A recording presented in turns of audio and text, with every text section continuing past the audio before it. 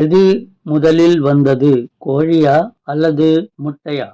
சிலர் முட்டைதான் முதலில் வந்தது என்று சொல்கிறார்கள்.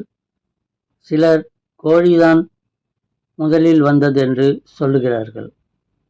முட்டை முதலில் வந்தது என்பதற்கு ஆதாரங்கள் இல்லை. ஆனால் கோழி முதலில் வந்தது என்பதற்கு ஆதாரம் இருக்கிறது.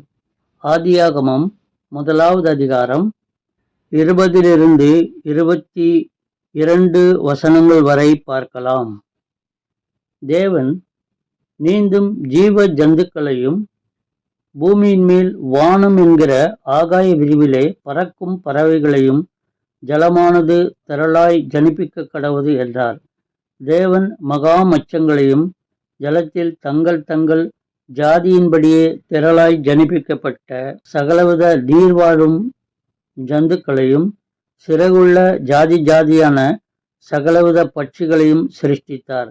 தேவன் அது நல்லது என்று கண்டார். தேவன் அவைகளை ஆசீர்வதித்து, நீங்கள் பலுகி பெருகி சமுத்திர ஜலத்தை நிரப்புங்கள் என்றும் பறவைகள் பூமியில் பெருக கடவுது என்றும் சொன்னார்.